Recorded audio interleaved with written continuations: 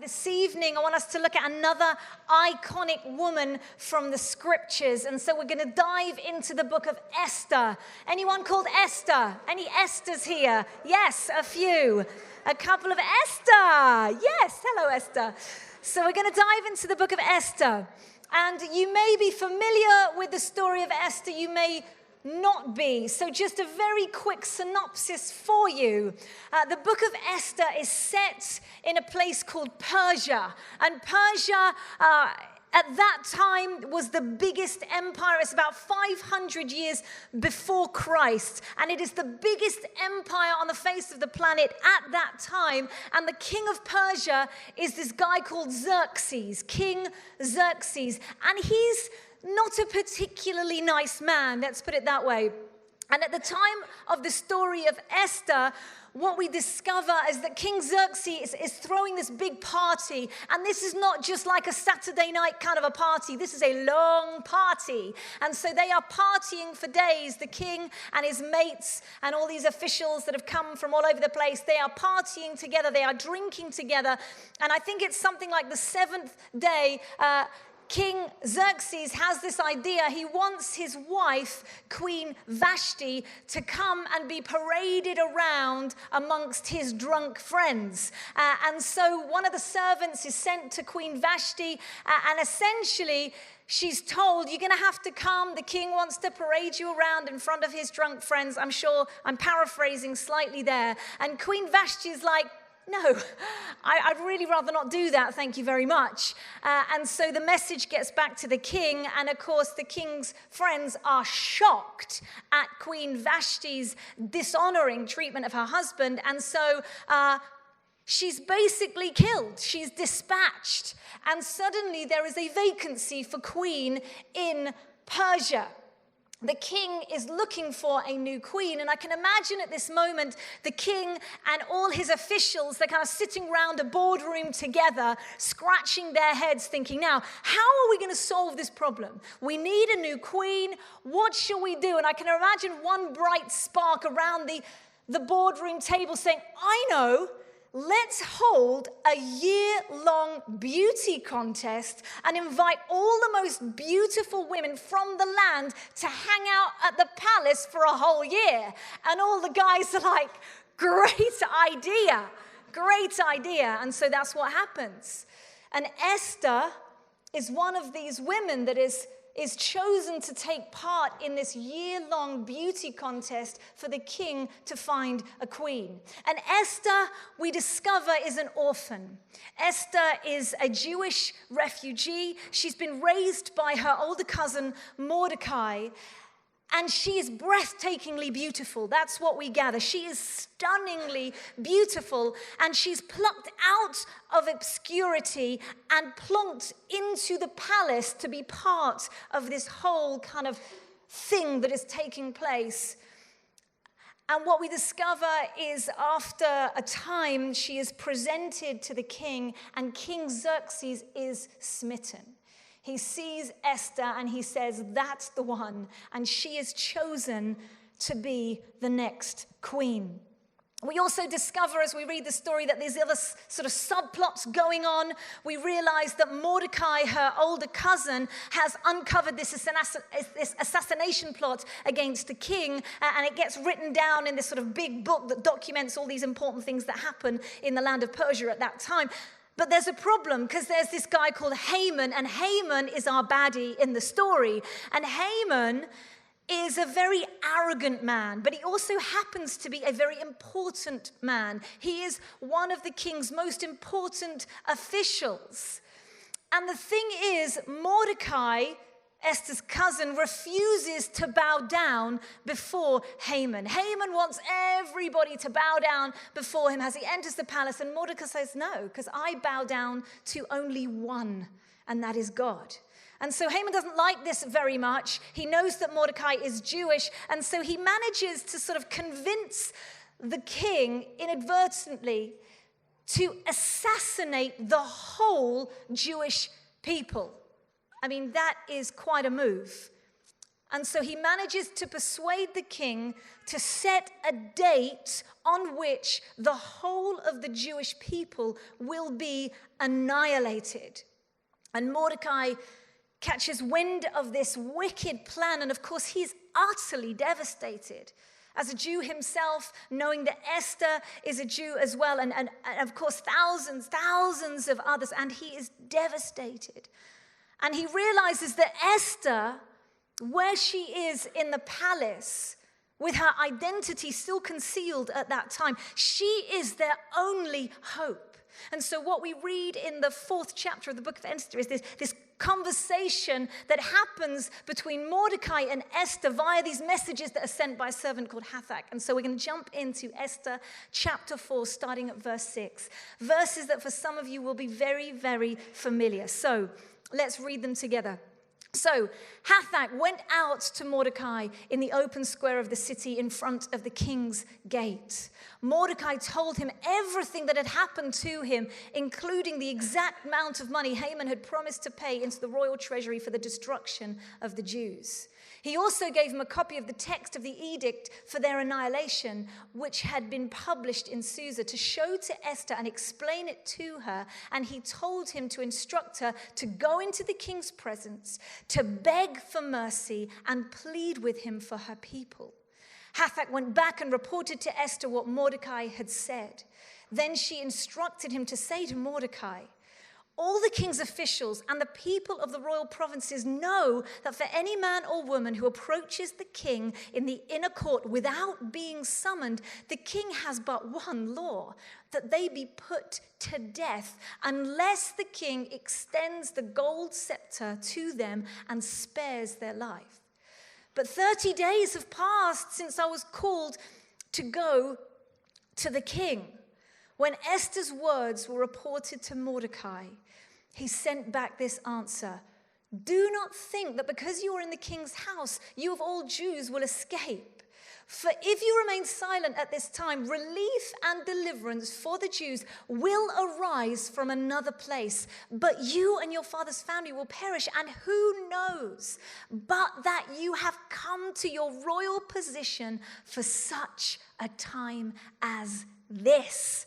Then Esther sent this reply to Mordecai: "Go, gather together all the Jews who are in the Susa and fast for me. Do not eat or drink for 3 days, night or day. I and my attendants will fast as you do.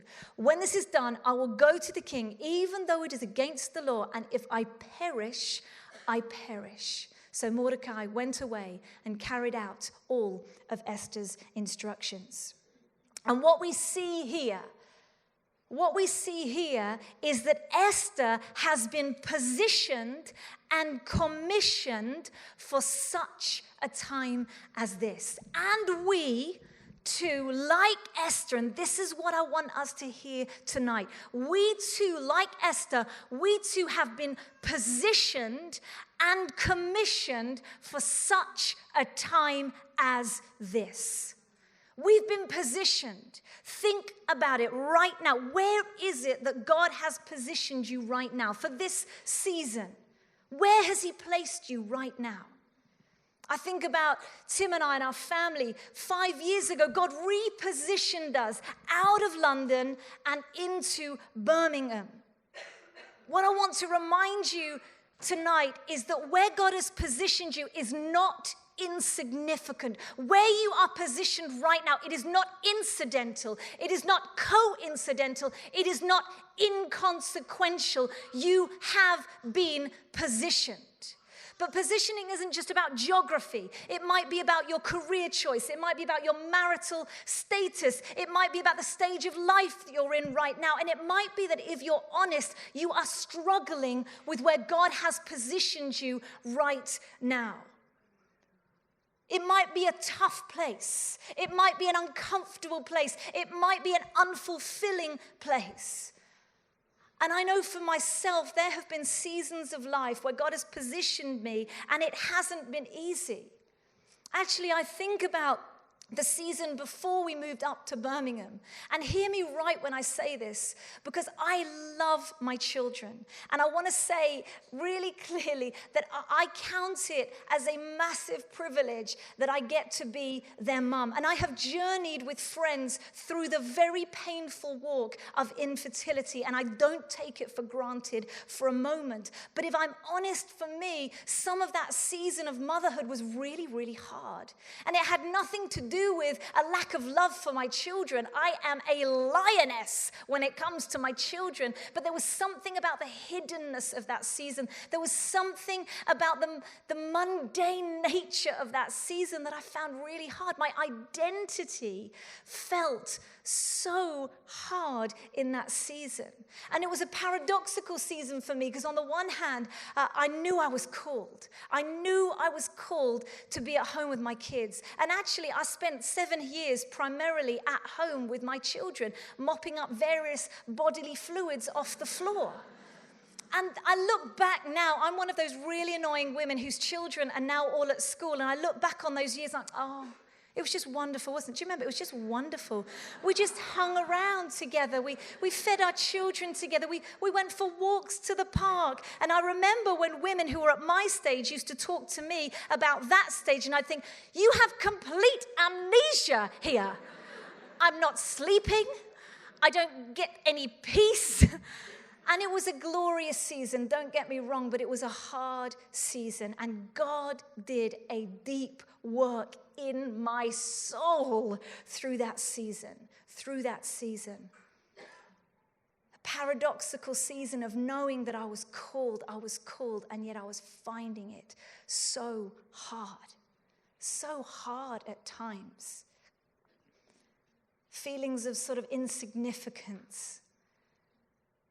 Feelings around my sense of identity. When people ask me, what do you do? Oh, I'm a mum. And sometimes the response wasn't that favorable. And that was really, really hard.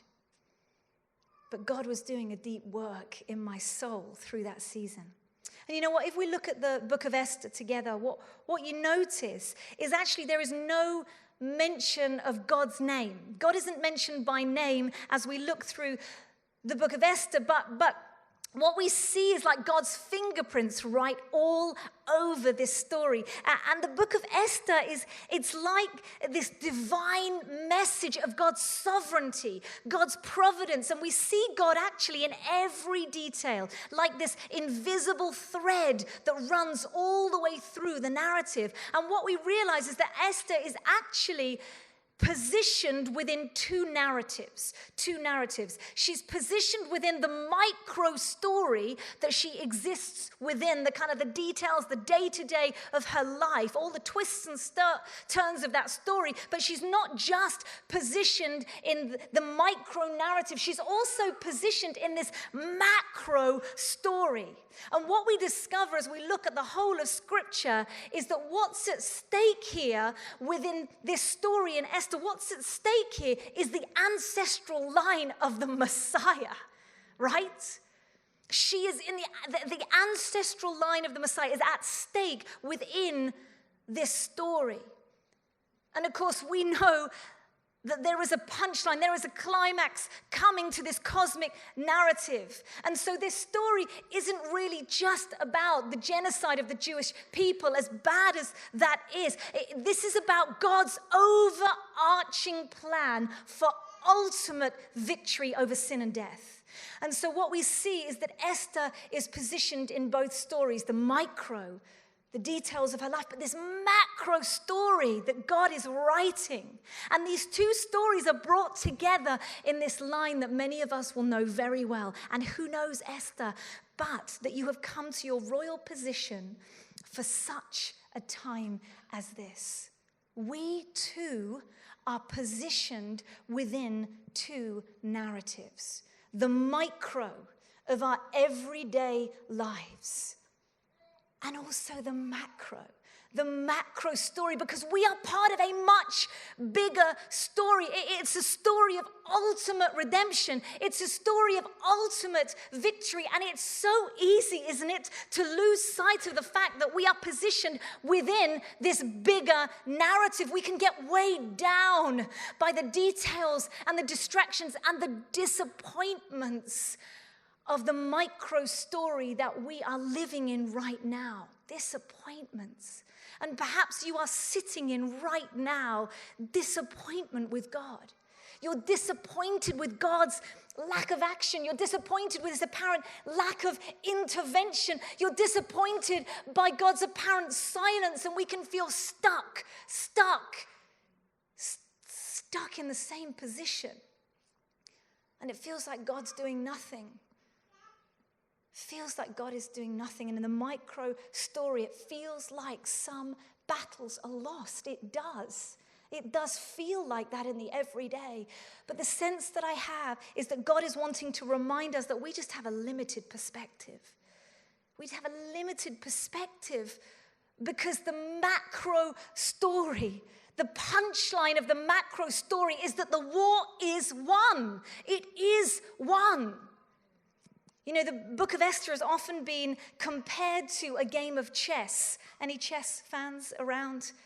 A few, yes, okay. It's a limited take-up, yes.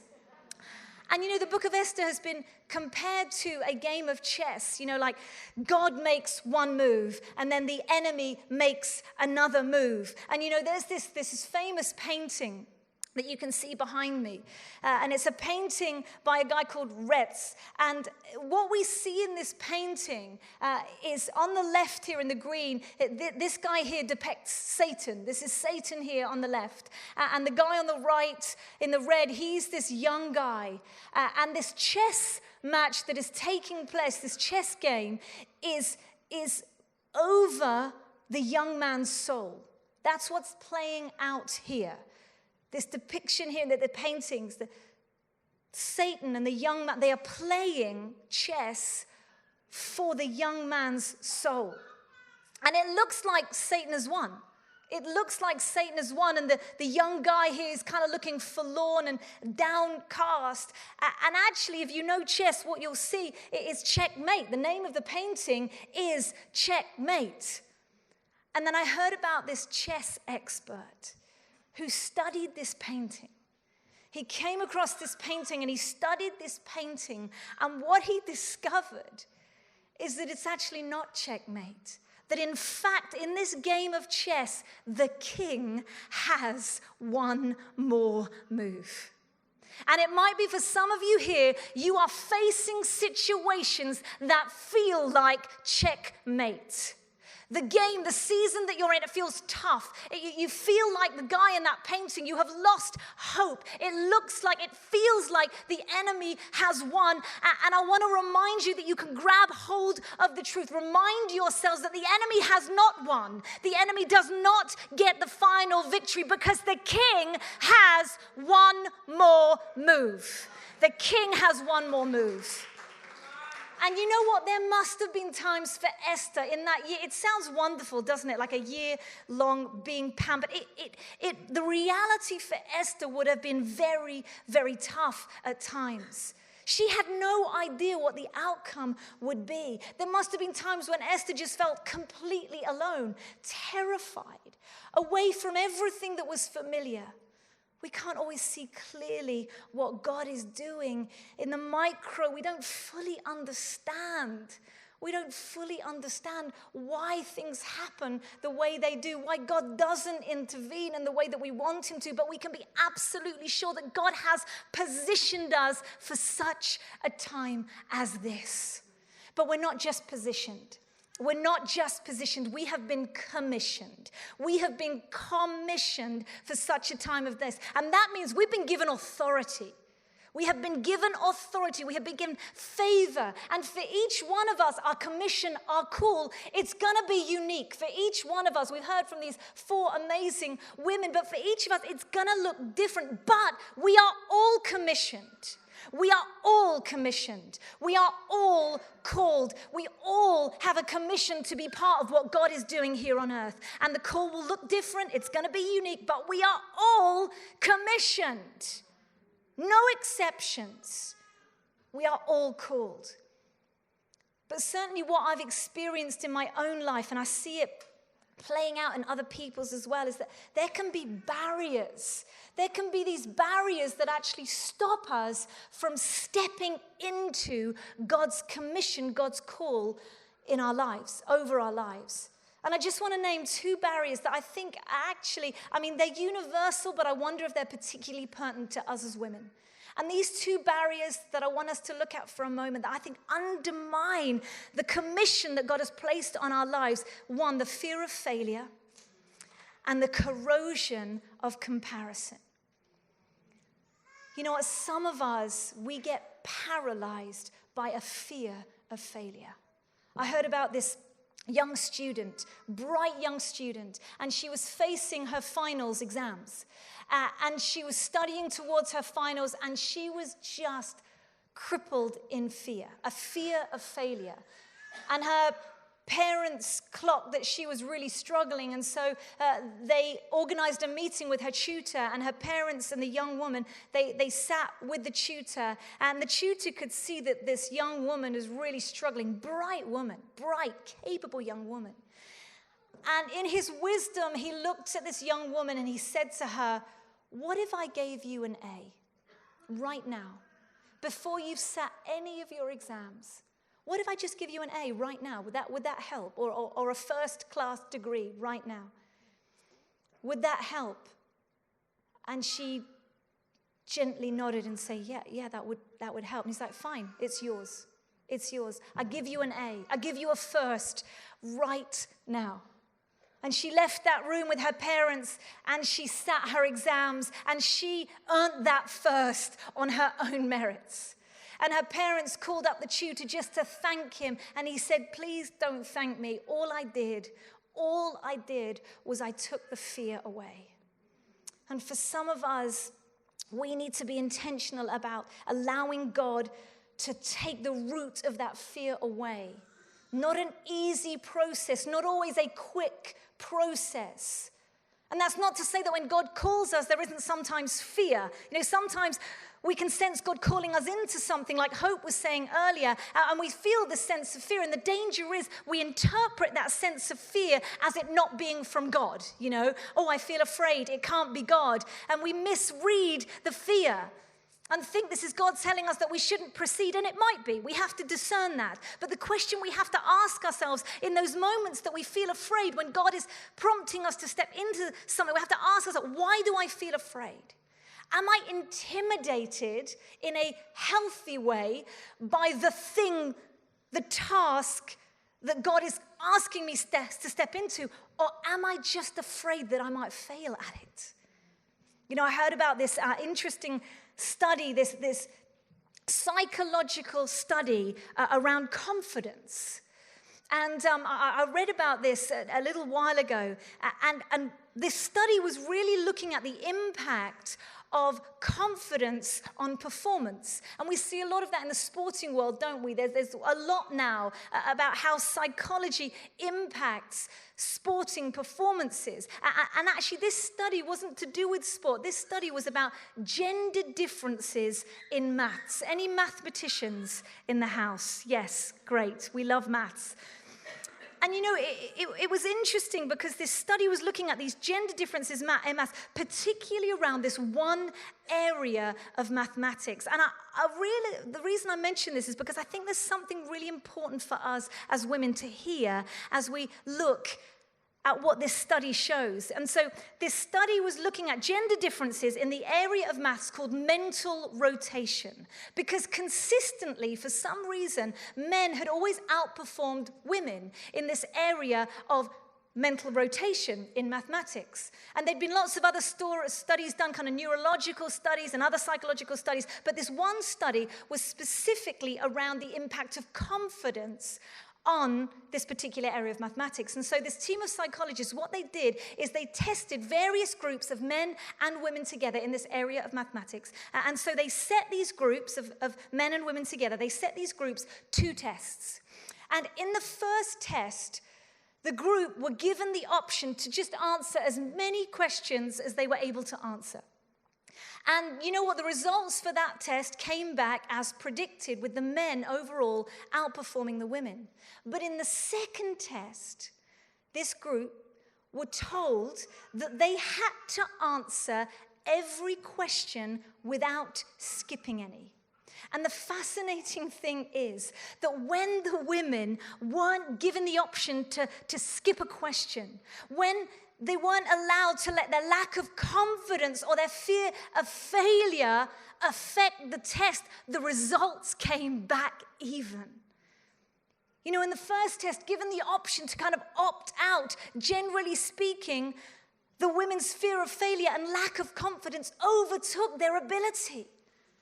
And I see this happen. I see this happen all the time to godly, gifted, capable, wonderful women who opt out of what God is calling them to step into because they are sidelined by a fear of failure. And it is so tragic. You know, for me, there have been times where I've stepped out in obedience and it can be lots of different things. But for me, around this area of actually speaking, of preaching, there have been so many times where I've stepped out in obedience. An opportunity has opened up for me to speak or to teach or to preach. And I've said, okay, God, I'm going to do it. And I feel excited, you know, I feel alive in what God has given me to say. And I get up on the stage and I give the talk, and then I get down from the stage and I'm just like, there's just this onslaught, like this barrage, this crushing wave of shame and like perceived failure. And often it's actually quite irrational and unsubstantiated. And in that moment, on so many occasions, I've thought to myself, I am never doing that again. I'm never risking that again. And I know I'm not alone, because I think there's lots of people in different contexts that experience the same thing. Bravely stepping into God's commission on your life, bravely taking that step and then being like, crushed by that wave of shame and failure and inadequacy. And rather than getting back up again, just opting out. And for me, the only way to overcome is to keep stepping out. To keep stepping. We have to contend for one another. We have to cheer one another on. That we wouldn't allow that fear of failure to stop us from stepping into God's commission over our lives. But it's not just the fear of failure, it's the corrosion of comparison. And as human beings, don't we just have this relentless and insatiable habit of comparing ourselves to other people? Like we just do it all the time. And the thing is, comparison will undermine the commission. It will undermine your God-given identity and your God-given destiny. Hebrews 12 encourages us to just throw it off. Throw off everything that hinders.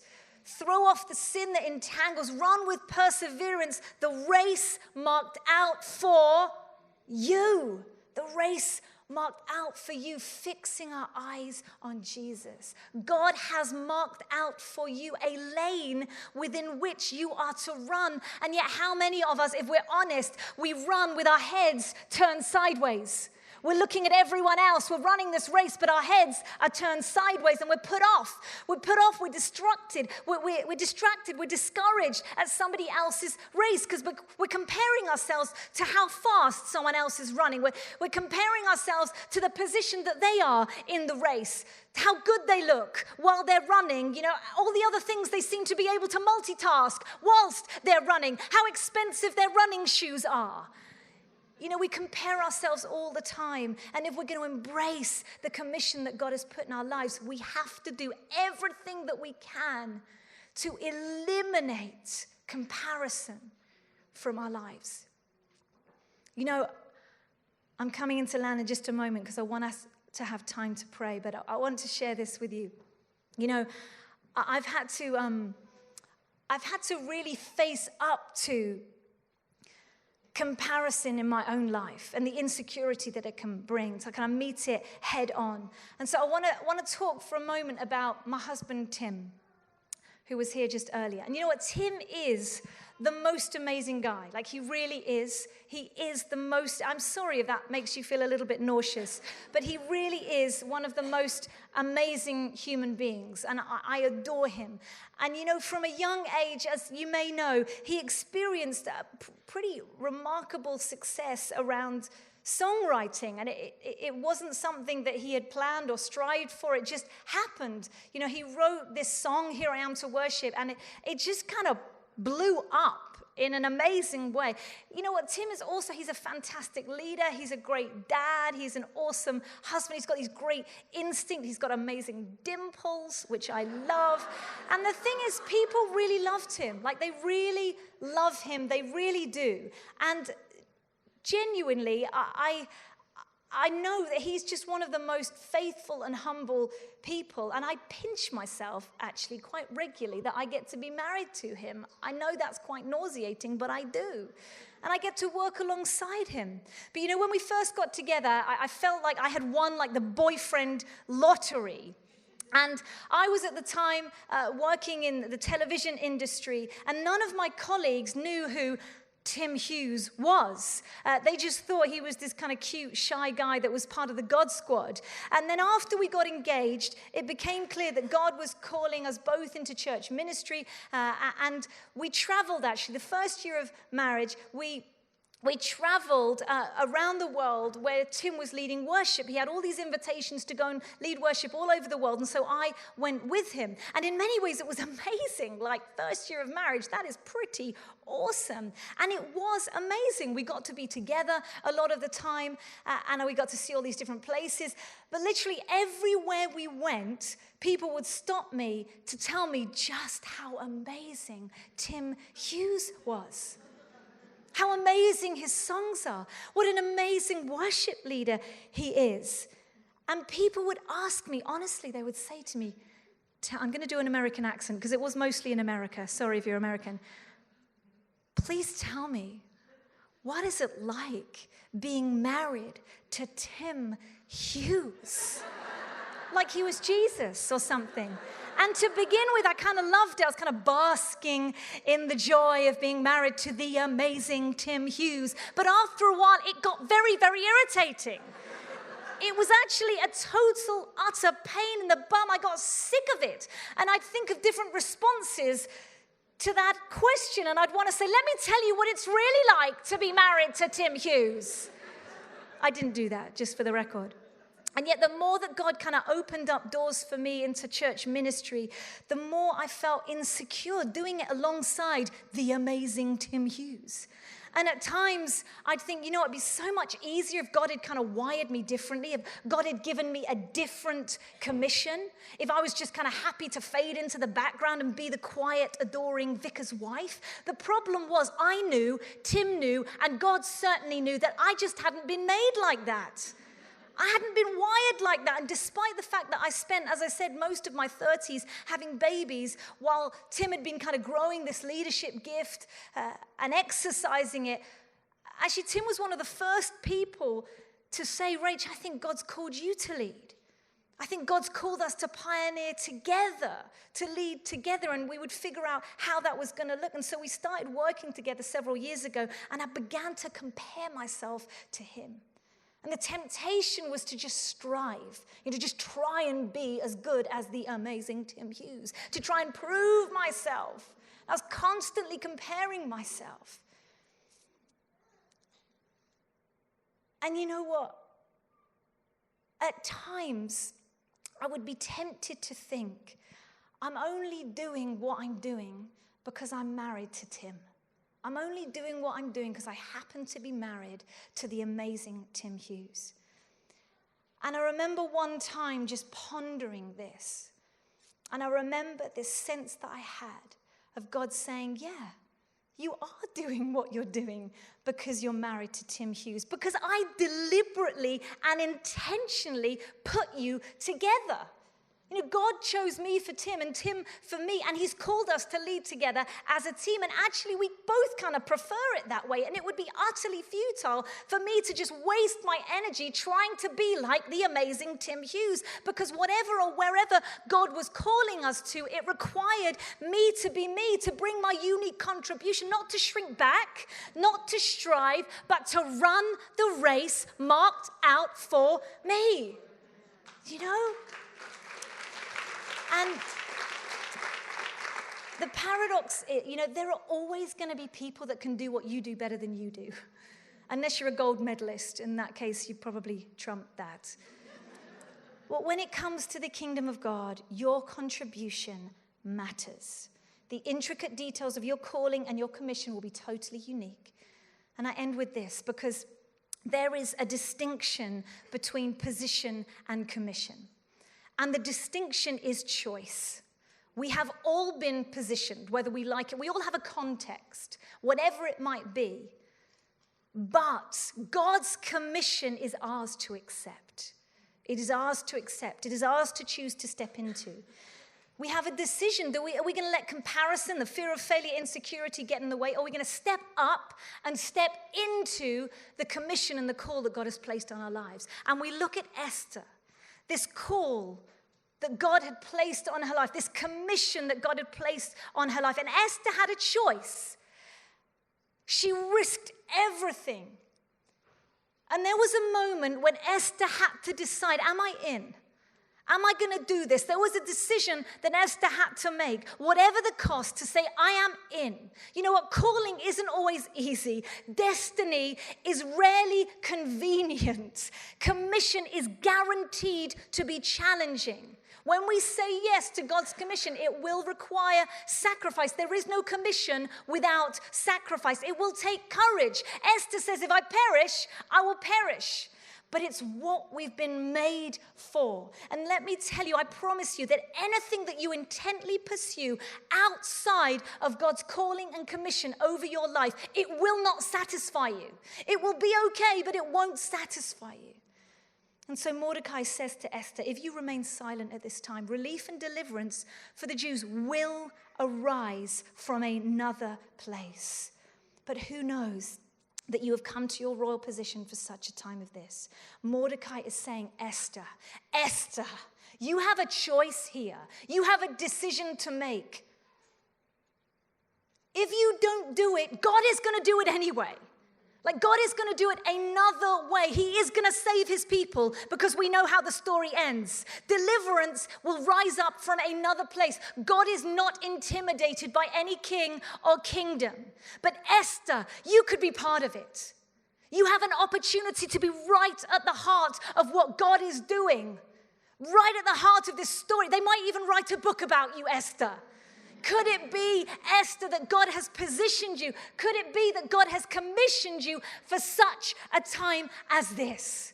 You know what? The Bible tells us there will be a day. There is a day coming when every knee will bow. There is a day coming when every tongue will confess that Jesus is Lord. God is going to fully establish his kingdom here on earth. The recreation of all things, it will happen. God is going to do it anyway. He has already won. The question is, are you in? Are you in? Will you step up into the commission that he has placed on your life? And this isn't just kind of a one decision thing. This is daily decisions to be obedient, to sacrifice, whatever the cost.